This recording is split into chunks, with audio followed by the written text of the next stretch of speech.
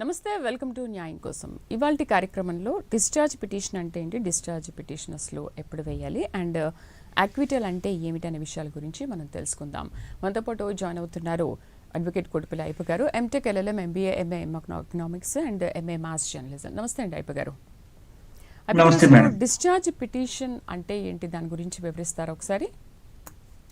Discharge petition అంటే ఏంటంటే, మన మీద ఎవరైనా ఒక తప్పుడు కేసులు పెట్టినప్పుడు మన దగ్గర ఆధారాలు ఉన్నప్పటికీ కూడా ఛార్జ్ షీట్ ఫైల్ చేసేస్తే, ఆ ఛార్జ్ షీట్ ఫైల్ చేసిన తర్వాత కోర్టు వారికి మన దగ్గర ఉన్నటువంటి ఆధారాలతోటి మన కేసుని పూర్తి స్థాయిలో డిశ్చార్జ్ చేయమని చెప్పి అందులో విముక్తి కల్పించండి.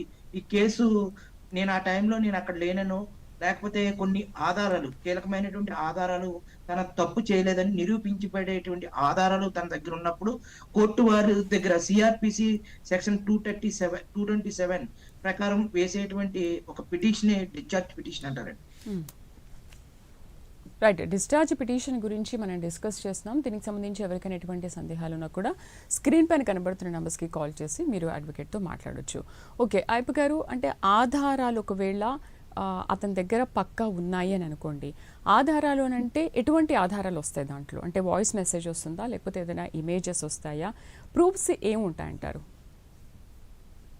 సాధారణంగా ఏదైనా ఒక అఫెన్స్ జరిగిందండి, ఒక చోట కొట్లాట జరిగింది, ఆ సమయంలో అతను వేరే ప్రాంతంలో ఉండి ఉండొచ్చు. ఆ ప్రాంతంలో ఉన్నప్పుడు అక్కడ ఉన్నటువంటి ఏదైనా ప్రభుత్వ రంగ సంస్థలైనటువంటి కార్యాలయాల యొక్క CC footage right to information act ద్వారా తీసుకుని అవి కోర్టు వారికి సబ్మిట్ చేయాలి. ఓకే, నెక్స్ట్ అక్కడ కొంతమంది సాక్షులు, ఇతనితో పాటు ఎవరైనా ఉన్నారా సాక్షులు, అలాగే టెక్నికల్ ఎవిడెన్స్ అంటారండి. అతను సెల్ ఫోన్ ఆ సమయంలో అతని సెల్ ఫోన్ ఏ టవర్ ఆధారంగా ఎక్కడ లొకేషన్ ఉన్నారు, దాన్ని టెక్నికల్ ఎవిడెన్స్ అంటారండి.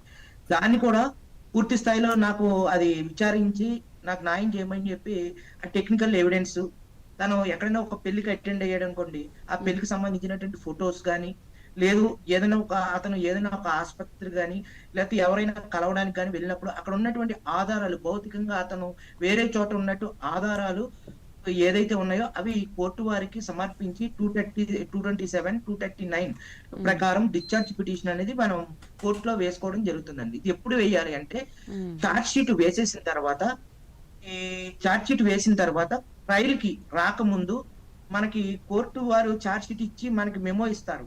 మీ మీద పలానా అభియోగం మోపబడింది, మీరు కోర్టు వారికి వాయిదాలు రండి అంటారు. అప్పుడు కోర్టు న్యాయస్థానం వారు చదివి వినిపిస్తారు, మీ మీద ఈ అభియోగం మోపబడింది, ఇవన్నీ నిజమా కాదా అని చెప్పి జడ్జి గారు మనకు చదివి వినిపించి మన చేత సంతకం పెట్టించుకుని మనకు ఛార్జ్ షీట్ అన్ని కూడా మనకి ఇవ్వడం జరుగుతుంది. కోర్టు వారు ఇచ్చిన వెంటనే మనం ఒక న్యాయవాదిని మనం సంప్రదించి మన దగ్గర ఉన్నటువంటి ఆధారాలన్నీ కూడా కోర్టు న్యాయవాదికి ఇస్తే, ఆ న్యాయవాది ఏం చేస్తారంటే కోర్టులో డిశ్చార్జ్ పిటిషన్ అనేది వేయటం జరుగుతుంది. అంటే ఏంటి, అవన్నీ కూడా తప్పుడు ఆధారాలతోటి కేసు పెట్టారు, మా దగ్గర బలమైన ఆధారాలు ఉన్నాయని చెప్పి కోర్టు వారికి ఏ అయితే ఆధారాలు ఉన్నాయో దాని మీద పూర్తి స్థాయిలో వారికి సమర్పించి ఆ పిటిషన్ ద్వారా సిఆర్పిసి డిశ్చార్జ్ పిటిషన్ అంటారు 227, 239 ప్రకారం ఆ డిశ్చార్జ్ పిటిషన్ మనం వేసుకోగలిగి మన ఆధారాలన్నీ కూడా కోర్టు వారికి చూపిస్తే, వారు కోర్టు వాటిని అన్నింటినీ నమ్మి దాని మీద విచారణ జరిపి అవన్నీ బలమైన ఆధారాలు, ఆ కేసులో అతను ఇన్వాల్వ్ లేదు, తప్పుడు కేసు పెట్టారని తెలిస్తే ఖచ్చితంగా అతనికి ఆ కేసు నుంచి విముక్తి పొందటం. అంటే ట్రయల్ కూడా జరగకుండా, సాక్ష్యాలు విచారించకుండా ఒక కేసులో తప్పుడు కేసు వేసినప్పుడు ఆ కేసు నుంచి డిశ్చార్జ్ విముక్తి పొందేటువంటి హక్కు ప్రతి ఒక్కరికి ఉంటుందండి. ఆ హక్కులో భాగంగా మనకు ఉండేటువంటి సిఆర్పిసి సెక్షన్ ప్రకారం డిశ్చార్జ్ పిటిషన్ వేసుకోవచ్చు. అంటే ఇప్పుడు దీంట్లో అభియోగాలు అంటే అయ్యప్ప గారు, దీంట్లో ఏమేమి వస్తాయి? ఒకవేళ ఒక మనిషి గురించి తప్పుడు మాటలు మాట్లాడినా, ఒకవేళ ఎదుటి వాళ్ళు రికార్డ్ చేసుకున్నా కూడా మా గురించి ఇలా మాట్లాడారు, మాకు అది నచ్చలేదని చెప్పేసి వీళ్ళు ఆ విధంగా అయినా కూడా కేసు వేసుకోవచ్చా, ఈ ఆధారాలు ఉన్నాయని చెప్పి? ఒక మర్డర్ కేసు, ఒక రేప్ కేసు, ఇటువంటి ఒక అత్యాచారం కేసు కానీ, ఒక మర్డర్ కేసు కానీ, ఎవరైనా ఒక వ్యక్తి చనిపోవడానికి గల కారకులైనప్పుడు కానీ, ఎవరినైనా కొట్టినప్పుడు కానీ, ఇటువంటి క్రిమినల్ అఫెన్స్లు చాలా బలంగా ఉన్నప్పుడు వాళ్ళని అరెస్ట్ చేసేటువంటి సందర్భాలు, అరెస్ట్ అయ్యి వచ్చిన తర్వాత ఛార్జ్ షీట్ ఫైల్ చేసిన తర్వాత కోర్టు వారికి జరిగిన నష్టాన్ని వివరించవచ్చు, ఆ సమయంలో వారు ఎక్కడెక్కడ ఉన్నారో టెక్నికల్ ఎవిడెన్స్ తో పాటు ఓకే. వారు వేరే చోట ఉన్నారు, ఈ కేసులో మమ్మల్ని అన్యాయంగా ఇరికించారు పోలీసు వారు, అక్కడ కుట్ర పన్ని మా మీద ఇలా చేశారని చెప్పి పూర్తి స్థాయిలో ఆధారాలతోటి హ్మ్. కోర్టు వారికి సమర్పించడం జరుగుతుంది. హ్మ్. ఈ యాక్విటల్ అంటే అటువంటి ఏంటంటారు? హ్మ్. ఆ, యాక్విటల్ అంటే యాక్విటల్ అంటే అంటే ఒక కేసు పూర్వాపరాలు పరిశీలించి ఆ కేసులో అతను నిందితుడు కాకపోతే సాక్షుల్ని అక్కడ ఉన్నటువంటి ఏదైతే ట్రైల్లో ఏ అయితే ఆధారాలు సమర్పించారో వాటన్నిటి మీద విచారణ జరిగి డిఫెన్స్ కౌన్సిల్ విచారించిన తర్వాత అవన్నీ న్యాయస్థానం ముందు నిరూపించలేకపోతే ఆ వ్యక్తి నిర్దోషిగా విడుదల అవటమే యాక్విటల్ అంటారండి. కాలర్ లైన్లో ఉన్నారు, చూద్దాం. హలో హలో, ఎస్ మేడం, చెప్పండి మేడం. మీ పేరేంటండి, ఎక్కడి నుంచి మాట్లాడుతున్నారు? కమ్రునిసా మేడం, రాయచోటి మేడం. ఓకే, సమస్య ఏంటో చెప్పండి అడ్వకేట్ గారికి. మేడం, రాయచోటిలో సర్వే నెంబర్ గట్టిగా మాట్లాడండి కొంచెం. రాయచోటిలో సర్వే నెంబర్ 3/6 మాతాపేట గ్రామంలో 3/6 అనే భూమి ఉంది మేడం. మ్, ఓకే, ఆ భూమికి కోర్టులో కేసులు నడుస్తున్నాయి మేడం. ఓకే. 18/35/2018, ఓకే, 1974/2018, 1227/2018 అనే కేసులు పెండింగ్ లో ఉన్నాయి మేడం గౌరవ హైకోర్టులో. మ్. హలో, ఓకే, వింటున్నారు. దానికి సంబంధించింది ఇన్కమ్ ఆర్డర్ కూడా ఉంది మేడం, హైకోర్టు ఆర్డర్. తర్వాత కింది కోర్టులో కూడా స్టేటస్ కు ఆర్డర్ ఇచ్చారు. ఓకే, ఈ ప్రాబ్లం ఏమంటే ఈ భూమిలో కొంతమంది రౌడీలు గుండాలు వచ్చి జప్తీ చేసి ఇది చేస్తున్నారు మేడం, దౌర్జన్యంగా భూమి వాల్యూమ్ తగ్గించరా, టీవీ వాల్యూమ్ తగ్గించరా సార్? చేసి గునాదులు వేసి బండలు నాటి ప్లాట్ వేసి కట్టడానికి ట్రై చేస్తున్నాం మేడం. ఆ స్థలం గురించి మేము పోయి అడ్డుపడ్డాం మేడం. ఈ విధంగా కోర్టులో కేసు నడుపుతున్నారంటే వాళ్ళు మాకు పొద్దానికి వచ్చి బెదిరిస్తున్నారు మేడం, కూడా మాకు భయభ్రాంతిలో గురి చేస్తున్నారు మేడం. మేము అడిగాము, ఈ హైకోర్టులో ఉన్నా మీరు దాన్ని ఖాతరు చేయకుండా ఈ ఆస్తిలోనికి ఈ విధంగా ప్లాట్ వేస్తున్నారని చెప్పాము. సో దానికి సంబంధించి మేము గౌరవ కలెక్టర్ గారికి, ఎస్పీ గారికి, తహసీల్దార్ గారికి, తర్వాత పోలీస్ స్టేషన్ లో కూడా ఫిర్యాదు చేశాం మేడం. మాకు ఎటువంటి హెల్ప్ జరగడం లేదు మేడం వాళ్ళ దగ్గర నుంచి. ఎంఆర్ఓ గారు ఒకసారి విజిట్ చేసి మళ్ళీ వెళ్ళిపోయారు. పోలీస్ స్టేషన్ రోజు పోలీస్ స్టేషన్ కి వెళ్తున్నాము, కానీ మాకు మీ సమస్య ఏంటంటే మీది ఏదైతే ఉందో కింద కోర్టు వారు, గౌరవ హైకోర్టు వారు కూడా మీకు ఆర్డర్స్ ఇచ్చినప్పటికీ కూడా కొంతమంది దౌర్జన్యంగా మీ స్థలంలోకి, మీ యొక్క ప్రాపర్టీలోకి ప్రవేశిస్తున్నారు. కోర్టు వారికి కానీ రెవెన్యూ అధికారులకు కానీ ఇచ్చినప్పటికీ కూడా ఎటువంటి న్యాయం జరగట్లేదు, అంతేనండి? దీన్ని ఏం చేయాలంటే మీరు నేషనల్ హ్యూమన్ రైట్స్ కమిషన్ కి మీరు ఫిర్యాదు చేయండి. నెక్స్ట్ సమాచార హక్కు చట్టం ద్వారా మీ సంబంధిత అధికారులు ఎందుకు వారి మీద చర్యలు తీసుకోలేదో వాటిని అడగండి. తర్వాత దీన్ని పబ్లిక్ గ్రీవెన్స్ రీఅడ్రసల్ సిస్టమ్ అని చెప్పి మనకు ఆన్లైన్ లో ఫిర్యాదు చేసుకుని వెలుసుబాటు ఉంటుంది, దీంట్లో కూడా ఫిర్యాదు చేయండి. ఇవన్నీ చేసిన తర్వాత అప్పటికి మీకు న్యాయం జరగకపోతే ఈ ఆధారాలన్నిటితోటి మీరు ఒక ప్రైవేట్ కంప్లైంట్ మీరు ఒక న్యాయవాది తోటి సంప్రదించి మీరు వేసుకున్నట్లయితే మీకు ఖచ్చితంగా మ్యాజిస్ట్రేట్ కోర్టు వారు డైరెక్షన్ ఇస్తారండి. దాని మీద ఇలా ఏ విధంగా వాళ్ళు చేశారో దాని మీద కేసు కట్టమని చెప్పి పోలీసు వాళ్ళకు డైరెక్షన్ ఇస్తారు. ఆ రకంగా మీరు ఫాలో అవ్వాలండి. రైట్, నల్గొండ నుంచి లక్ష్మణ్ లైన్లో ఉన్నారు. హలో లక్ష్మణ్ గారు, లైన్లో ఉన్నారండి? లైన్లో ఉన్నాం మేడం. చెప్పండి మీ సమస్య ఏంటి? సమస్య ఏం లేదు మేడం, ఇప్పుడు మా ల్యాండ్ మేడం, ల్యాండ్ ల్యాండ్ ఏమైంది? అసలు భూమి మాది. ఓకే, గత 70 సంవత్సరాల నుంచి మా తాతల కాంచి మా నాయనలు మేము చేసుకుంటూనే ఉన్నాం, సాగుబడి చేస్తున్నాము. అది ఇప్పుడు కొంచెం బై మిస్టేక్ లో ఏంటంటే ఆ రిజిస్టర్ కంప్యూటర్ లో వేరే వ్యక్తి పేరు మారిందండి. ఆ పేరు మారడం వలన ఆ వ్యక్తి ఏం చేసాడు, ఆ వ్యక్తి చనిపోయాడు. ఆ వ్యక్తి చనిపోగానే అతని కొడుకు ఏం చేసిండంటే హైదరాబాద్ ఉంటాడు, అతను వచ్చేసి ల్యాండ్ మాదని చెప్పేసి అతను కోర్టు ఆశ్రయించాడు. కోర్టు ఆశ్రయిస్తే ఆ ల్యాండ్ పక్కమటి అటు ఇటు ఆ రైతులు ఉండాలని చెప్పేసి, అంటే అసలు రైతులను వదిలిపెట్టి అతనికి సంబంధించిన వ్యక్తులను తీసుకుపోయి కోర్టులో చెప్పించండి ఈ ల్యాండ్ అతనిది అతని అని చెప్పేసరికి ఆ కోర్టు ఏం చేసింది, వాళ్ళు చెప్పింది నమ్మి ఇప్పుడు చనిపోయిన వ్యక్తి కుమారుడికి ఈ వీళ్ళదే భూమి అని చెప్పేసి అతనికి పట్టా చేయొచ్చు అని చెప్పేసి ఎంఆర్ఓకి ఆర్డర్ ఇచ్చారు. అసలు భూమి మాది, ఆ చెప్పిన వ్యక్తులు కూడా డూప్లికేట్ వ్యక్తులు. అది మీకు తప్పుడు సాక్ష్యాలతోటి తప్పుడు ఆధారాలతోటి మీరు రెవెన్యూ వారు వేసినటువంటి తప్పుగా 1B ఆన్లైన్ లో వాళ్ళ పేరు కింద చేయటం వల్ల దాని నుంచి అతను ఆ భూమి తనదని చెప్పి తను తప్పుడు ఆధారాలతో సృష్టించి తప్పుడు సాక్ష్యాల ద్వారా భూమిని కాజేశారు. అంతే కదండి కోర్టు వారి నుంచి. మీరు ఇప్పుడు ఏం చేయాలి అంటే, మీరు రైట్ టు ఇన్ఫర్మేషన్ యాక్ట్ పెట్టి ఏ సంవత్సరం నుంచి ఇప్పుడు దాని మీద భూ సర్వే చేయమని చెప్పండి. సర్వే చేసి సర్వే ద్వారాగా అది పూర్వం నుంచి 4 సరిహద్దారులు ఉంటారు కదండి మీ భూమికి. ఆ 4 సరిహద్దారుల ద్వారా మీరు ఆ భూమిలోనే పొజిషన్ లోనే ఉన్నారని చెప్పి మీరు పొజిషన్ సర్టిఫికేట్ తీసుకోవాలి. నెక్స్ట్ ఇంతకాలం నుంచి ఎవరో అయితే దానికి శిస్తులు కడుతున్నారో ఆ శిస్తు కాగితాలు, అలాగే మీ దగ్గర ఉన్నటువంటి మీ పూర్వీకుల నుంచి వచ్చినప్పుడు ఆ దానికి సంబంధించినటువంటి పత్రాలు ఉంటాయి కదండి, వాటిలన్నిటిని తీసుకుని కింద కోర్టు వారు ఇచ్చినటువంటి జడ్జిమెంట్ ఏదైతే ఉందో దాన్ని బేస్ చేసుకుని మీరు పై కోర్టుకి అప్పీల్కి వెళ్ళాలండి. అప్పీల్కి వెళ్ళినట్లయితే మీకు ఖచ్చితంగా న్యాయం జరుగుతుంది. ఇది కూడా తీర్పిచ్చినటువంటి 6 నెలల కాలం లోపలే మాత్రమే మీరు పైకోర్టు అప్పీల్ చేసుకోవాలి. దాన్ని కాలయాపన చేస్తే అది కింద కోర్టు ఇచ్చిన తీర్పే అమలు అవుతుందండి. రైట్, నెక్స్ట్ కాల్ చూద్దామండి. వరంగల్ నుంచి కరుణాకర్ లైన్ లో ఉన్నారు. Hello sir. మేడం చెప్పండి. మేడం నమస్తే మేడం, నా పేరు కరుణాకర్, వరంగల్ నుంచి వెళ్ళి. అదే సార్ లైవ్ లో చూసాను, సార్ తో మాట్లాడదాం. మాట్లాడండి సార్. నమస్తే సార్. నమస్కారం అండి.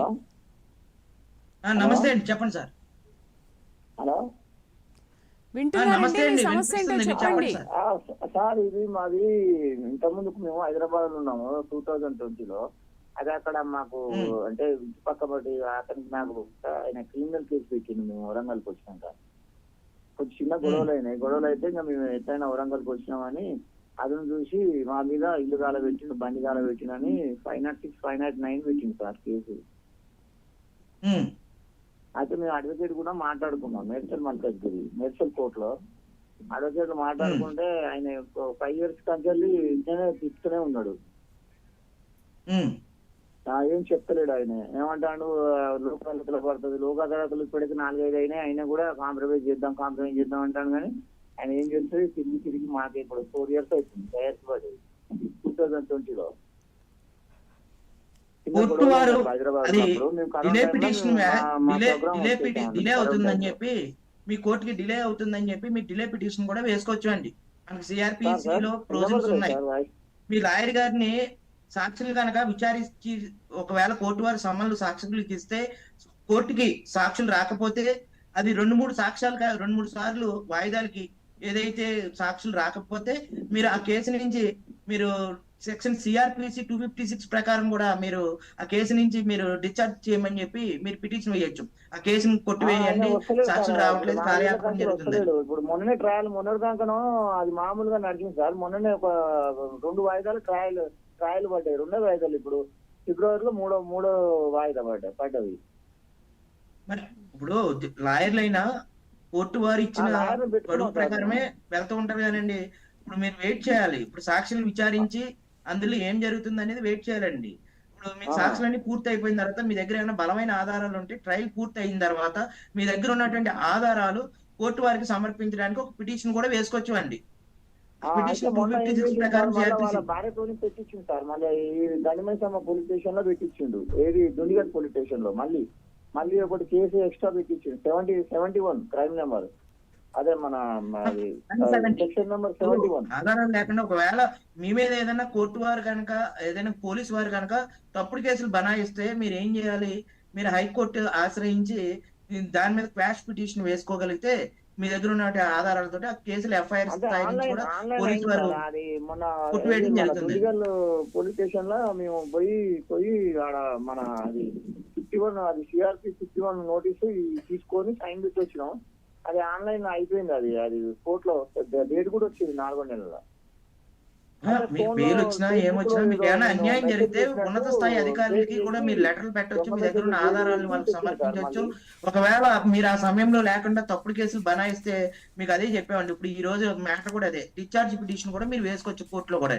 ఇప్పుడు ఒక కేసు పోయి రెండో కేసులు కూడా ఇరికిచ్చింది సార్. నేను ఈడ ఉంటున్నా, అది ఎన్ని కేసులు తప్పుడు కేసులు పెట్టినా మీ దగ్గర ఆధారాలు ఉన్నప్పుడు డిశ్చార్జ్ పిటిషన్ కోర్టు వారికి మీ దగ్గర ఉన్నటువంటి ఆధారాలతోటి ట్రయల్ మొదలు కాకముందే ఛార్జ్ షీట్ వేసిన తర్వాత కోర్టు వారికి డిశ్చార్జ్ పిటిషన్ వేసుకోగలిగితే ఖచ్చితంగా మీకు న్యాయం జరుగుతుందండి. మీరు న్యాయవాదిని మీరు ఆయన్ని సంప్రదించి మీరు డిశ్చార్జ్ పిటిషన్ ఖచ్చితంగా వేసుకోవాలి మీ దగ్గర ఉన్నటువంటి ఆధారాలు బలమైనవి అయితే. రైట్, నెక్స్ట్ కాల్ చూద్దాం. సత్యనారాయణ లైన్ లో ఉన్నారు. హలో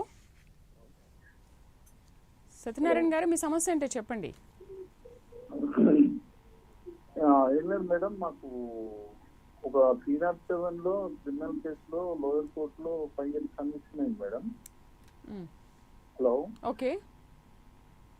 తర్వాత అక్యూజ్డ్ ఎవరైతే ఉన్నారో వాళ్ళు వెంటనే హయ్యర్ జిల్లా కోర్టుకు అప్పీల్ చేసుకుంటే ఆ జిల్లా డిస్ట్రిక్ట్ కోర్టులో దాన్ని ఎక్స్పెక్టల్ అయిపోయింది. ఈ కేసుని మేము మళ్ళీ హైకోర్టుకి మేము అప్పీల్కి వెళ్ళొచ్చా? వెళ్ళొచ్చు అండి, ఖచ్చితంగా వెళ్ళొచ్చు. మీరు హైకోర్టుకి వెళ్ళొచ్చు. మీరు కింద కోర్టు ఇచ్చినటువంటి జడ్జిమెంట్ ఏదైతే ఉందో కింద కోర్టు ఇచ్చినటువంటి ఆధారాలు అన్ని పట్టుకెళ్ళి మళ్ళీ రివ్యూ పిటిషన్ కూడా మీరు వేసుకోవచ్చు అండి. ఏది మీరు జిల్లా కోర్టులోనే ఒక రివ్యూ పిటిషన్ కూడా వేసుకోవచ్చు. పునఃసమీక్షించండి, ఇచ్చినటువంటి జడ్జిమెంట్ ని పునఃసమీక్షించండి.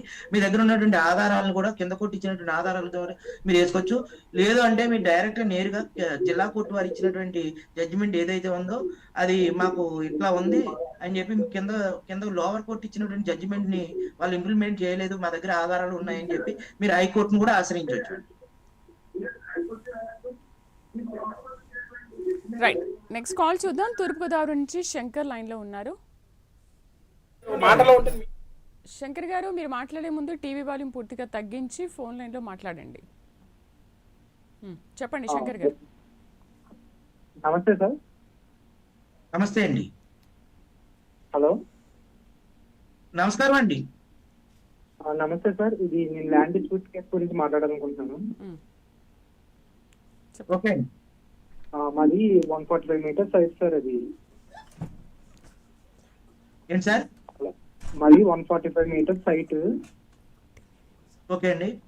మా పక్కన ఉన్న నైబర్స్ వాళ్ళు 23 meters ఆక్యుపై చేసుకుని వాళ్ళు ఇల్లు కట్టేసుకున్నారండి. దాని మీద మేము డిస్ట్రిక్ట్ కోర్టులో కేసు కూడా వేస్తాం. కేసు కూడా నెగ్గాం అనమాట. నెగ్గిన తర్వాత దానికి సంబంధించింది మేము ఇంకా తీసుకోలేదు, కానీ అది అలా టైం కంటిన్యూ అయిపోయింది.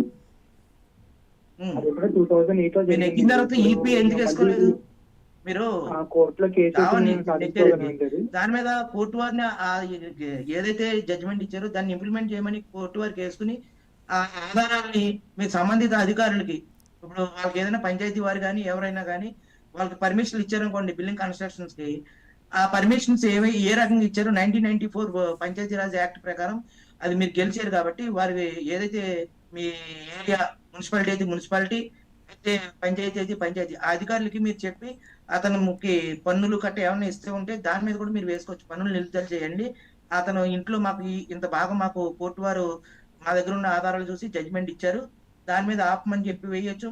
మరి మీరు ఎందుకు కొనసాగించుకోలేదు? ఈపీ వేసుకోవాలి కదండి. ల్యాండ్ డిస్ప్యూట్ కేసెస్ కి టైం లిమిట్ ఏమైనా ఉంటుందా సార్?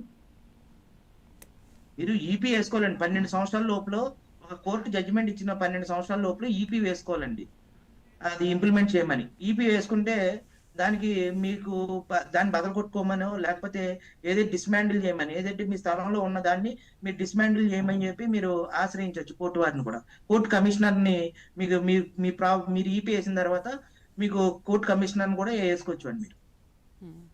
ఓకే, అయిపు గారు, డిశ్చార్జ్ పిటిషన్ లో నిందితుడికి గనక న్యాయం జరిగితే దాన్ని మళ్ళీ అప్పీల్ చేసుకోవచ్చా? అంటే అప్పీల్ కదండి, అదే కోర్టులో రివ్యూ పిటిషన్ కూడా వేసుకోవచ్చు అండి. వీళ్ళు లేదు కోర్టు వారు వాళ్ళ దగ్గర ఉన్నటువంటి సాక్ష్యాలు ఆధారాలు ప్రకారం మాకు ఈ కోర్టుని డిశ్చార్జ్ ఇచ్చారు, నిందితులకి మోక్షం కలిగించారు, లేదు మా దగ్గర బలమైన ఆధారాలు ఉన్నాయని చెప్పి బాధితుడి తరపున ఉన్నటువంటి ఆధారాలని కూడా అదే కోర్టులో రివ్యూ పిటిషన్ వేసుకుని మనం సమర్పించుకుని దాన్ని ఏదైతే డిశ్చార్జ్ చేశారో ఆ పిటిషన్ కౌంటర్ కూడా వేసుకోవచ్చు అండి. అయితే ఈ డిశ్చార్జ్ వర్సెస్ ఈ ఈక్విటల్ ఈ రెండింటికి తేడా ఏంటంటారు? అంటే ఛార్జ్ షీట్ నమోదైన తర్వాత ట్రయల్ జరగక ముందు మన దగ్గర ఉన్నటువంటి ఆధారాలతోటి కోర్టులో వేసుకునేటువంటి పిటిషన్ నే డిశ్చార్జ్ పిటిషన్ అంట. అలాగే మనకి సిఆర్పిసి సెక్షన్ 235, 249, 232 ఈ సెక్షన్ల ప్రకారం ఒక వ్యక్తి తన దగ్గర ఉన్నటువంటి ఆధారాలన్నిటితోటి కోర్టు వారి నుంచి నిర్దోషిగా బయటపడటమే ఎక్విటల్ అండి. ఓకే, పూర్తి ఆధారాలతో. ఇక్కడ కూడా ఇంకా పిటిషన్ చాలా వేసుకోవచ్చు అండి. మనకి ట్రయల్ అంతా అయిపోయిందండి, సాక్ష్యాలు విచారణ అంతా అయిపోయిన తర్వాత కోర్టు వారు డిఫెన్స్ వారిని అడుగుతున్నారు, ఏమండి మరి ఈ కేసులో మీ మీద ఇలాగా ట్రయల్ జరిగింది, నేరం నిరూపించడానికి అన్ని ఆధారాలు కూడా ఉన్నాయి, మీరు ఏదైనా కోర్టు వారికి చెప్పుకోవాల్సింది ఏమైనా సమర్పించుకోవాల్సింది ఏమైనా ఉన్నదా అన్నప్పుడు అప్పుడు కూడా ఒక పిటిషన్ కూడా వేసుకోవచ్చు. సెక్షన్ సిఆర్పిసి 256 ప్రకారం మన దగ్గర ఉన్నటువంటి ఆధారాలన్నీ కూడా కోర్టు వారికి సమర్పించి ఇదంతా కూడా తప్పుడు అభియోగాలతోటి కేసు నమోదు చేశారు, ఈ సాక్షులు అందరూ కూడా తప్పు, ఈ సాక్షులు ఆ సంఘటన స్థలంలో ఉన్నారనో లేరనో, లేకపోతే ఈ సాక్షులు గతంలో మనకి వాళ్ళకి వ్యతిరేకంగా కొన్ని కోర్టు ఆర్థిక లావాదేవీలు ఉన్నాయనో, లేకపోతే కక్షపూరితంగా వాళ్ళు వచ్చి మా మీద కక్ష కట్టి సాక్ష్యం చెప్పారనో, దానికి సంబంధించిన ఆధారాలన్నీ కూడా కోర్టు వారికి మనం సమర్పించవచ్చు. రైట్ సార్, ఇవాళ డిశ్చార్జ్ పిటిషన్ అంటే ఏంటి, డిశ్చార్జ్ పిటిషన్ అసలు ఎప్పుడు వేయాలనే అంశాల గురించి చాలా చక్కగా వివరించారు. Thank you very much for joining us. ఇది వాళ్ళ న్యాయం కోసం వచ్చే వారం మళ్ళీ కలుద్దాం. నమస్తే.